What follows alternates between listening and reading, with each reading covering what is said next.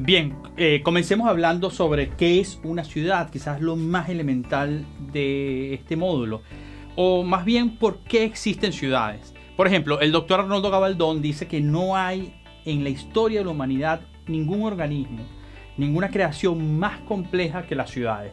Incluso el transbordador espacial, por ejemplo, que incluye una ingeniería sofisticadísima y unos sistemas de ensamblaje y de cálculo muy sofisticados, ni siquiera eso es más complejo que la ciudad.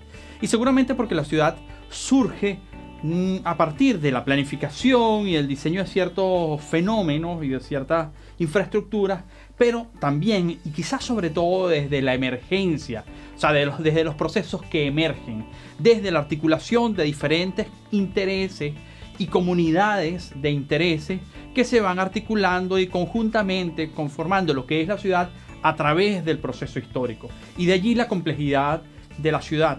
Pero quizás aquí lo más importante es no detenernos o no pensar que porque un fenómeno es complejo no puede ser analizado y no puede ser estudiado.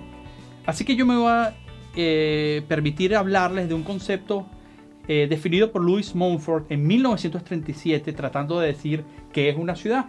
Y él hablaba de la ciudad como un plexo geográfico en donde ocurre una sumatoria de infraestructuras.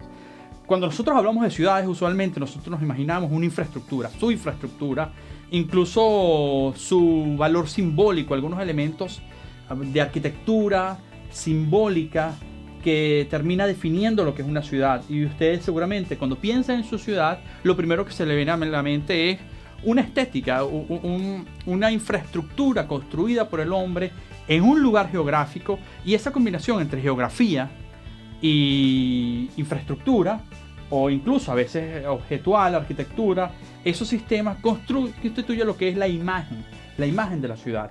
Pero el mismo Louis Mumford habla de que también la ciudad es una organización económica.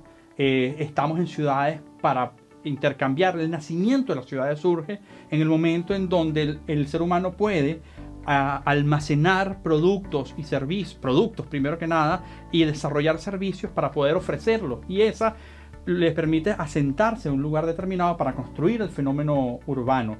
Pero también, según Mumford, es una organización social y un teatro de actividades. De manera que no podemos hablar de la ciudad si no hablamos de la cantidad de fenómenos, de interacciones sociales que ocurren en la ciudad. La ciudad no es infraestructura al final, es la infraestructura que sirve como plataforma para la aparición de un teatro de actividades, un fenómeno social y una multiplicación de valores de intercambio. Y hay que decir que cuando decimos intercambio no nos referimos solamente al intercambio económico, al intercambio de productos y servicios. Ese es uno, sin duda, muy valioso, muy importante. Pero en la ciudad también intercambiamos cultura, intercambiamos deseos, recreación, pasiones, intercambiamos ganas de tener más belleza entre digamos, o incluso intercambiamos pasiones sobre todo. Es que al final la ciudad, como multiplica las posibilidades de intercambio entre una persona y otra, ella permite que cada uno de nosotros pueda desarrollar allí con mucha más intensidad, con mucha más fuerza sus potencialidades. Digamos que la ciudad podríamos definirla como el lugar donde el hombre se agrupa para poder desarrollar con mucha más fuerza sus propios deseos, sus propias potencialidades. Y quizás sea por eso que el poeta venezolano, el escritor venezolano Juan Nuño, diga que es en la ciudad donde el hombre desarrolla mejor sus libertades, donde somos más libres, donde podemos ser mucho más lo que nosotros deseamos ser. De allí que el ser humano y esas interacciones entre cada una de las personas que habitan en la ciudad es un hecho profundamente urbano, es lo más urbano que hay, incluso por encima de su infraestructura.